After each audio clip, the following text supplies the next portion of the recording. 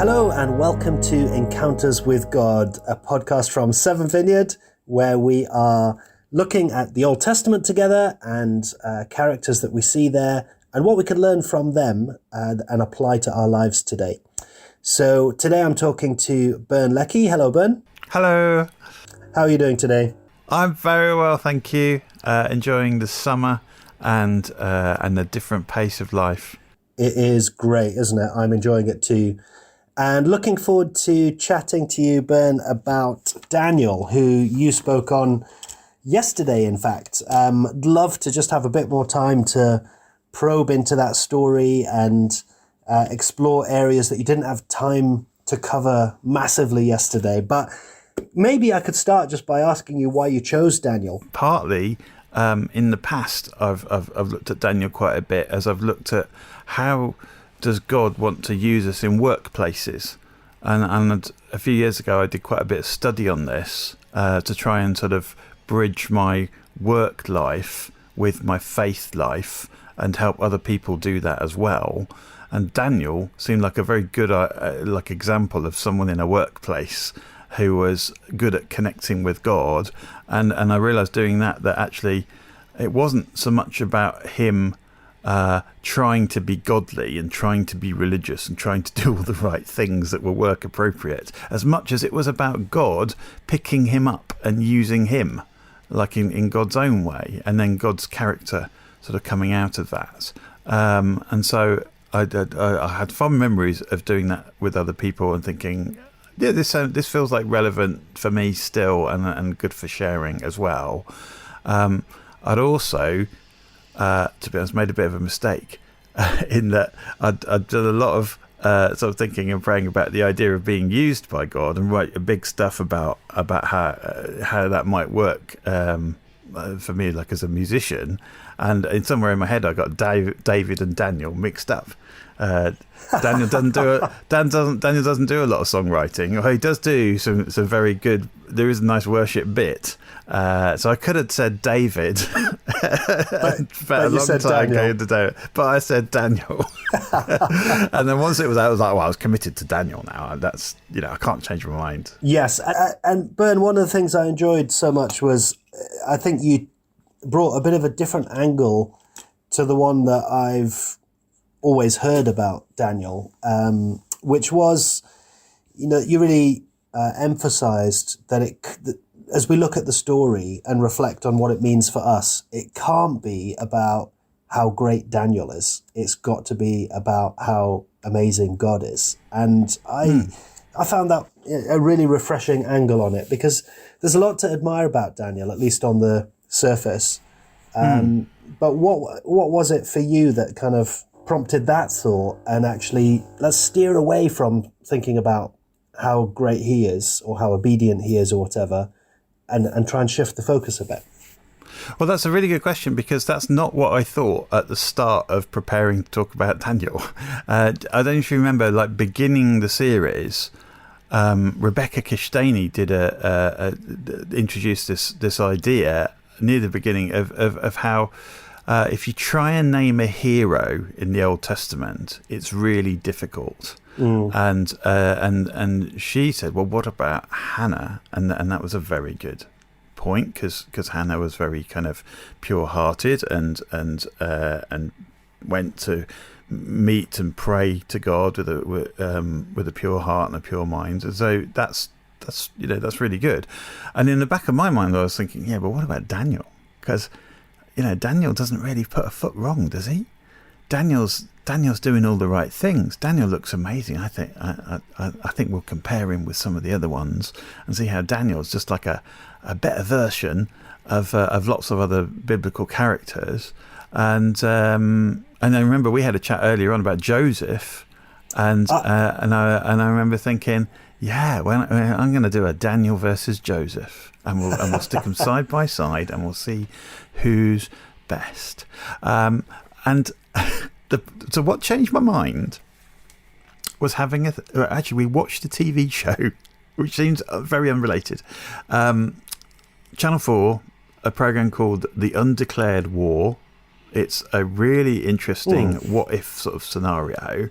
Okay. It's almost it's like semi-prophetic, because it's set in the year 2024, and they imagine this future where Britain's coming up to a general election, and Boris Johnson's history, like, he's gone. He was toast, because they couldn't stand him and they got rid of him a couple of years before. I think, interesting. When did they write that? That's really, you've got my attention. And it's set in GCHQ, and Russia's kind of, bombarding us with bots tweeting and retweeting things. And you think, well, why are they putting so much effort into that? It goes on, but who cares?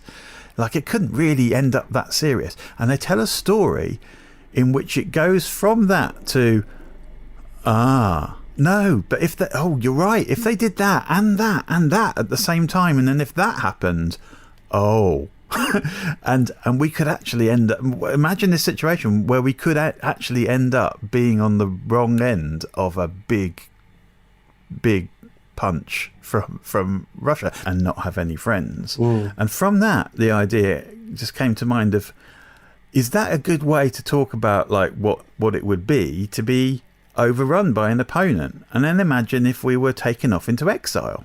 Right, maybe Russia would have a plan. So I went a bit down this rabbit hole, to be honest, as I was preparing, and then thinking, I can't really spend too long on this because then you'd probably hate everyone in the story, though, wouldn't you? I mean, if you saw, if you and your family ended up in Siberia working down the salt mine, and we imagine what it's like to be exiled, and that's pretty much what happened to Israel. How would you feel about Daniel? How could Daniel look like a good guy? And that's when it hit me. I don't know how Israel would have seen Daniel at the time. So I did a bit more reading around, and I did asking around to some scholars and people who spent a bit more time with it, and they said, you're right. This thing of Daniel as a collaborator is a tricky one. And they pointed me towards the fact that he then doesn't have the food as the thing that kind of gets him out of it. And I was thinking, that's a story, but it's all a bit weak sauce, isn't it? I mean, if they knew this guy was a collaborator, he wouldn't be famous for what food he hadn't eaten. He would be famous for the fact that he was one of the leaders in Babylon, and he was managing the country and enabling the exile, and this would go on for years and years and years. Who's going to care about what food he had? Like, really? And then the idea struck me that maybe you were never meant to see Daniel, or from a Jewish point of view, it would be very hard to see Daniel as a hero. Like, you just couldn't buy that he was a hero. It had to be a story about God. Unless it was a story about God, it didn't really seem like a good news story. Yeah, I really liked that kind of insight and switch, I guess. And the other thing really stood out to me was when you talked about the role that Daniel had in helping to make the impossible possible for people. And you talked about aspects of their lives and identity and connection with God when they were kind of in their own homeland that were then taken away from them when they went into this time of exile. And you mentioned a few examples like the temple and the law, and suggested that maybe part of Daniel's mission or purpose in that place that God had put him was to help other people rediscover their connection with God by maybe reimagining or rethinking what those different things were. Yeah. So could you say a little bit more about where that thought came from and how Daniel was able to achieve that? Yeah, so initially I was just looking at, what was it? Like, how did Daniel make himself useful to God? Like, is there something that we could put our finger on that we could do as well, or we could be inspired by? But I don't know. I think then maybe like the circumstances seemed very specific, and there is a bit of a sort of a Christian view on, well, yeah, exile. We're in exile, because the kingdom Jesus brought the kingdom in, but we haven't yet seen it to completion, so we could see ourselves as exiles. And there is a bit of a theme of that in some of Paul's writing, but it struck me like I just had the feeling there was something more kind of foundational going on in Daniel's story, if it's a story about God rather than just a story about Daniel. Now, in some of the rest of the Bible, and particularly in the prophecies, there is this enormous amount of wrestling going on as Israel's trying to make the best of their religion. They're trying really hard with religious stuff, and they keep seeing that these things that God's kind of told them to do, they either aren't able to do them properly, or they've mixed them in with other things, or just something's not quite working. And where it comes through in the prophecies is it's not that they failed to turn up to the religious ceremonies. It's more that the lives that they're living, they're not looking after the poor. They're not they're not seeing that there's justice in society, and that there are big things going on that the prophets start to point to. Well, look, this law is going to have to move from being written in books to being somewhere else. I think Ezekiel and Jeremiah both get into this idea of the law going to be written on our hearts, so that it will come naturally to us. Like what God wants will be what we want. And the idea of, I guess sometimes if you're used to doing things a certain way, like especially religiously, if you're used to turning up to church every week, then that's that. You can get the sense that this is what church is. This is what faith life is. And it's not until you have to stop doing that you then look at it from a different angle and you go, so what would we do if we couldn't meet every week? What would we do if we, weirdly, we've just been through a bit of that, which would have been hard to imagine. Although I didn't make a big deal out of that, but because I think God's been trying to make this point for a very long time, to try and move people away from the feeling that everything that he wanted them to do was done by turning up and ticking boxes in religious duties. Yeah. And needed to be replaced by something much more vibrant and much more, life-bringing and maybe more holistic in who we are, informing how we see the world, informing what we choose to do. That's a really massive theme, and we could talk about that all day. And I just started to wonder, can we see this specifically in Daniel? If this is a story about what God's doing, and I looked at these really impossible situations, I thought this seemed like a good way to look at it. Where is the law operating? Where is where you see God's presence, and where is there temple-like activity? Where is the sacrifice being made? And then each one of those things is like, actually, yes, there seems to be something pretty clear going on in each one of these examples. It seemed like a good example of how what God promised and pointed to was actually coming to fruition in Daniel, and hopefully we could see that clearly enough to also relate to it, because we also see it going on in Jesus, and we also hopefully see it going on in us. Yes, but the examples that you gave, if I remember correctly, they do take a little bit of a step, don't they, in terms of thinking, where do we see the law at work, or where do we see the presence of God in Daniel's life? Yeah. And the idea that the law of love actually was at work in Daniel in the way that he related to the people around him, the people even that he was making this request of for different food or special food. Yeah. But that he did it in a way that was not particularly showy, not particularly judgmental of what others were eating. And that actually that was the law at work, the law of love at work. Yeah, I think so. I think I wanted to draw that out because it felt like a progression from other characters and other situations earlier in the Old Testament. God was glorified through doing things maybe differently, or when things needed to move around a lot. But I always get the sense when I read those things now that a lot of stories in the Old Testament I don't think are meant to be like the end point. There's a thing that God's doing through history to bring us back into a state of really good relationship with him and with each other. And wherever you sort of plonk down in the Old Testament, there are bits about it that will seem really glorious, but there are probably also bits that seem, that doesn't seem very loving, or that doesn't feel like, yeah. And in those bits, I think it's tempting for us then to try and become the judges, and the evangelical response to that is, don't try and judge God, just accept it. Well, sure, but I think there's a spiritual way of looking at these as well, which is to say, actually, I'm going to recognise that this wasn't the end point in the story that God's telling.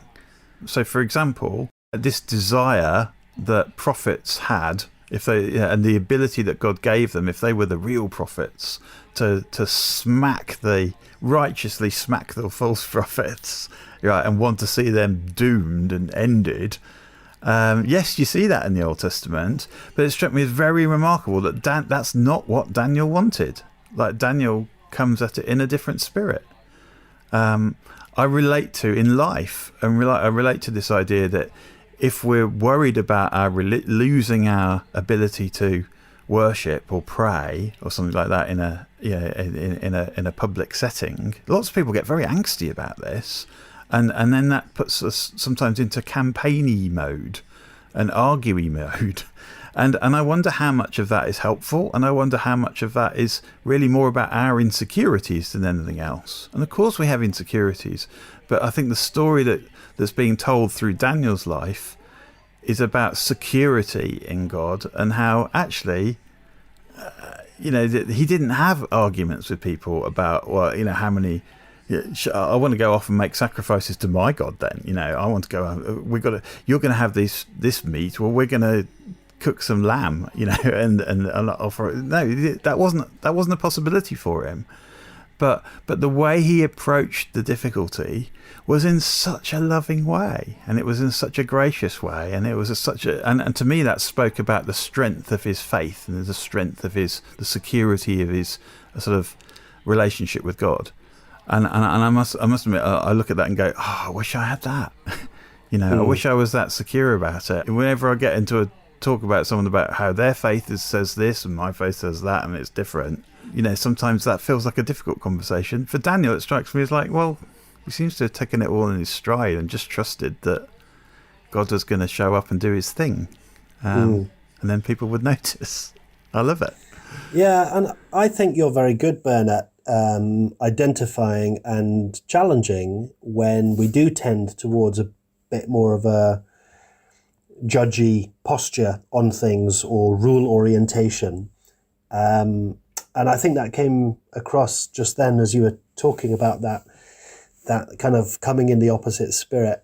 So where does that come from for you, do you think? How do you kind of correct yourself? Because I think it's probably in all of us that as we seek to live well or do the right things, listen to God, and then we see other people doing things a bit differently, very, very easy and human to kind of make some judgment on that. Yeah. How do you kind of correct yourself in that and spot it? I don't know if I can. I don't know if I do.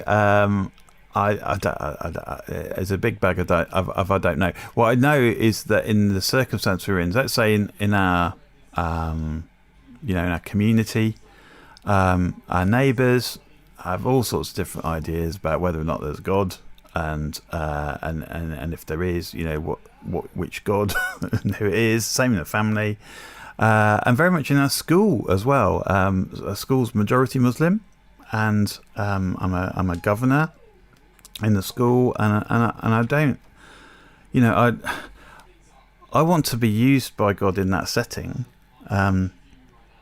to improve the school, to make sure the school's a really good school.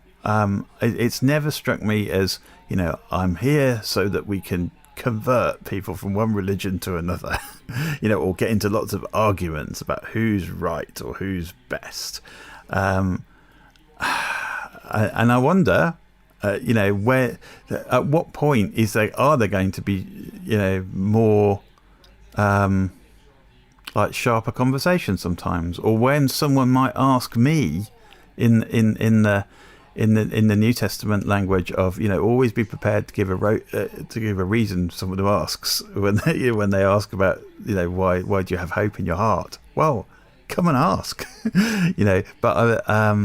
but that's what I feel like I'm there, and I want to be sort of influential in the culture without sort of expressing a whole load of angst about, oh, but you guys, you'll believe in the wrong things or something like that. It's not how I feel. I'm feeling that God's at work in a really broad sense beyond my understanding. I very much feel that Jesus is the pattern through which I can understand God. I don't know how much other people understand God if they haven't seen Jesus the same way. I just know that if someone asks me about Jesus and someone asks me about my faith, I very, very much like to encourage them to get a view on who he is and what he's done and come to terms with what that means. I think it's very difficult to look at Jesus in the light of day and take Jesus seriously and then not take faith seriously. Does that make sense? Yeah, it does. It does. And let's make that link from the story of Daniel across to Jesus, because you said another aspect of Daniel's kind of purpose in making the impossible possible for people was about sacrifice and about in some way in his responses to people, or even when he got to interpret the king's dream in the most kind of remarkable, unbelievable fashion, really, and yet didn't take the credit. That in some way he kind of gave up some of his own self-interest in actually giving the glory to God for that. So tell us how you see that kind of link. You talked about him being almost like a prototype of Jesus, but paint that picture a bit more for us, or what the connection is. It's always felt like a passion for me, like a really important principle of work, to take seriously crediting our sources. I came to a view in the 90s. I was trying to get into the media industries, and I noticed how it seemed to me like there were two different kinds of workplaces. One kind of workplace where everyone competed for credits. Like if an idea came up that was a good idea, people would want to own it for themselves, get the credit for it, get more work as a result or whatever. And I heard horror stories about offices where people would just hang around near the fax machines. Fax machines. This was the 90s, waiting for ideas and story leads and things to come through so they could grab them for themselves. And that always struck me as like my idea of hell, like working in an office like that. And I discovered there was another way of working where people were much happier to credit each other for things going on. And one of the upsides of that is it takes some of the stress away. And another upside is that when things go wrong, instead of everyone trying to blame each other, which is the flip side of competing for credit, is like trying to pin the blame on people.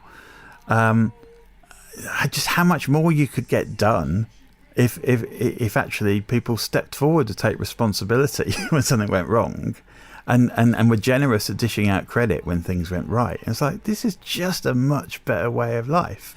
And that became kind of like my golden rule when I had any responsibility for kind of working out how an office worked, and working with other people. It's like, this is the thing I'm going to require of people. Anyone who wants to work for me is always credit your sources.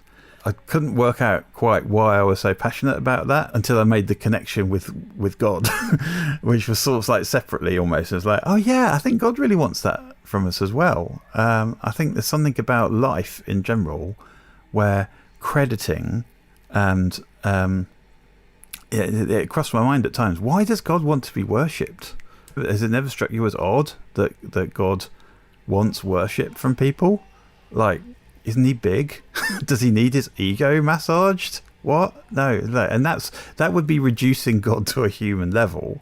And then you either then look at that as like a big, put it in the big pool of mystery. Well, we'll never know, but God just says He wants worship, so let's do it. Or I think no, actually, there's a principle here. When we credit God, that's just a healthy position to be in. If a healthy workplace comes from people crediting their sources, maybe that's a healthy life as well. And the benefits that come from crediting God and worshipping God aren't just that God, it's not so much that God feels better about it. It's more that we're connected well, and when something good happens, it doesn't end with us and or break with us. More people get to see the connection. More people get to see the source. I think one of the reasons why God really loves us to worship, partly so that we'll learn more about Him, we'll share His heart, but also so that other people can see that as well. And so when that then comes up in a story for me, and crediting God and crediting His sources and being able to say, no, look, I didn't do this. When Daniel says about prophecy and dream interpretation, I cannot do this. Partly he's being honest, but also that is what's making the impossible possible, because then he's in good relationship with God, and God can just pick him up and do whatever He wants with him. And I just think it's so interesting, that bit of the story where I think Nebuchadnezzar's a very sharp guy who's absolutely right to say, if you want to interpret my dream, if you've got power to do this, tell me what my dream was first. And how outrageous that is to all the magicians. Like, no, that's not how it works. Yeah. And for Daniel to step in and first of all, he realized he can't do it either. I think that's the key. Like, if anyone wants to practice prophecy or dream interpretation, which we can actually do in our lives now, I know people who do this, and the very first thing we have to say to ourselves and each other is, this is impossible. It's not difficult, it's impossible. So come down from expecting that it was possible. Come down that, of trying to do like a showbiz thing on it, or try and read people or whatever. That's all nonsense. It's impossible for us. Give God the credit, then let God speak to you. Get used to hearing God's voice. If you can just listen to what God's saying and faithfully pass it on, you'll end up doing things that you thought were impossible. And that happened. That's happened multiple times for me. There was a time when Helen and I got invited to a Christian conference in Norway. It's very exciting. We're going to be at a conference. We're going to be speakers at the conference. What do you want us to talk about? And they wanted us to talk about healing and demonstrate some healing.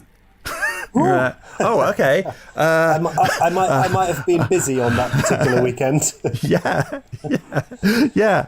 Because we'd met someone in the vineyard who taught us about healing on the streets. Mark taught us all about it. So they were fully expecting that we could just come and do it for them. I was like, I don't know. It might not work. What if it doesn't work? We haven't practiced this as a ministry. We haven't been called to this as a ministry. I don't know. It doesn't seem possible. And they said, and while you're at it, could you talk about prophecy? Well, I'm not. I don't consider myself a prophet, so no. But and they said, okay, well, we'll have a think. And they came back a week later and said, no, we've prayed about it. God really wants you to come. We're happy to say that if you're coming, God says, come along and talk about this. Like, okay, so we got on the plane, got out of this conference, going. We'd read a bit of we had a few Bible verses and things in mind, but it was like, well, this doesn't really feel like possible, but let's see what happens. And we're there on the first night. They're all gathering, and then people are going to come up to us for ministry and receive prophetic words. And the one thing that we didn't expect. Do you know what language they speak in Norway? Norwegian, yeah. It turns out not English. Surprise. Well, they do speak English, but when they feel most comfy when they're speaking Norwegian. And do you know how much Norwegian we knew? None. Zero. None at all.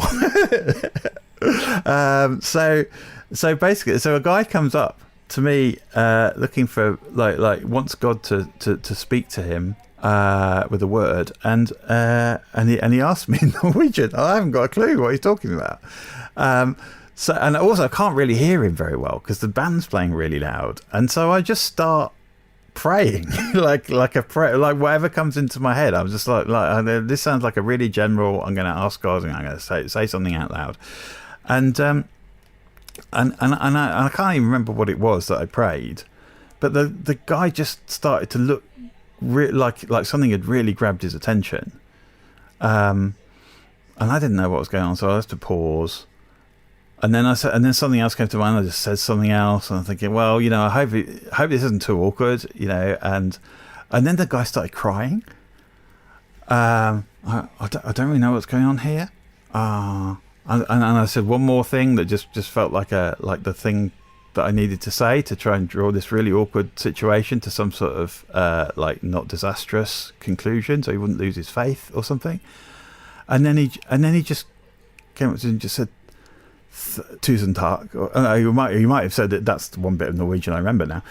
Or you might have just said thank you very much. And the next morning, it turned out he was one of the leaders of the conference, which I didn't know.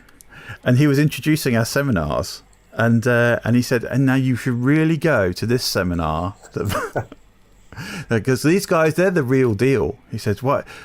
He says, because what happened last night, he said, I wanted a word from God, and I asked God the question, and I said, I'm going to speak in Norwegian, and I'm going to speak to God privately in my head. And he said, and every time I did that, God gave him an answer, and it came out of his mouth. And I said, wow. And I know that he didn't talk, and I know that when I was just quiet and I asked God what I needed to tell me something and answer my question, he answered it specifically right there and then.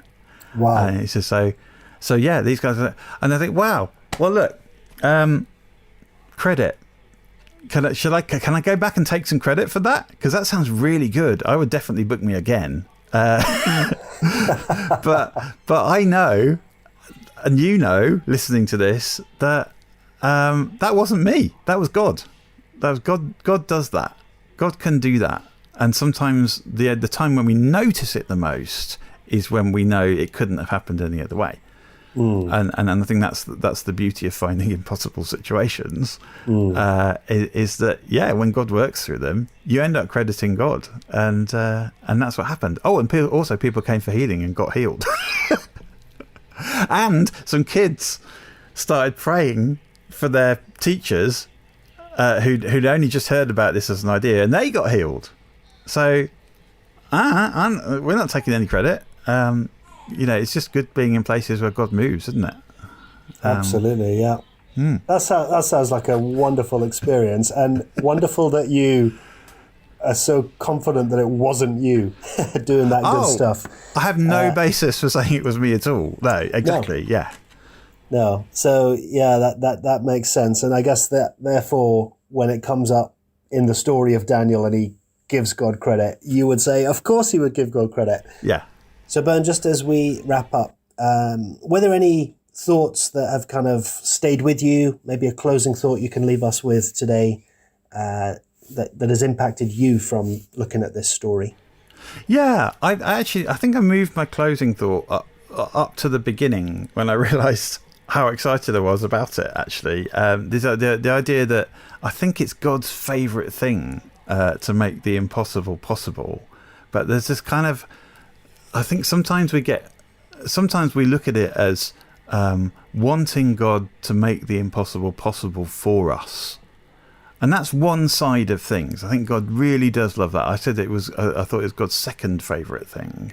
And part of that is because if that's all we concentrate on, we end up with all sorts of like a weird sort of like half-truth about God and a half-truth about who we are and what we're capable of as well. It can even turn into like, I'm in trouble, I'm going to pray a prayer and trust that God's going to sort it out, and if I have faith, I'll never go hungry, sort of thing. A kind of weird sort of prosperity gospel sort of thing. It comes from only focusing on what God can do for us. But I think God's much, much more excited. His absolute favourite thing is to do things with us. Not, I don't just mean like, alongside us, but I mean to use us for things for which we have to then put ourselves under his authority. We have to make ourselves ready. We have to create some space so that he can prompt us and we can go, okay, yes, I'll do that.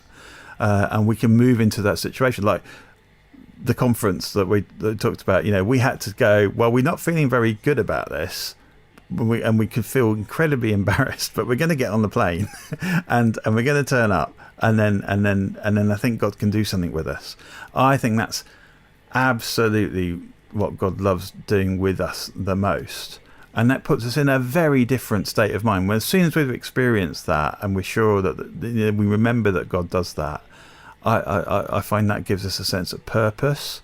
It gives us a sense that's what real faith is. It's not an abstract idea anymore. It's our experience of, oh yeah, God did this. God said do this and this happened, and oh yeah, that worked out and that helped, blah blah blah, and whatever. Of course we feel great about that, and we should. And I think that's just that's the life that God's calling us into.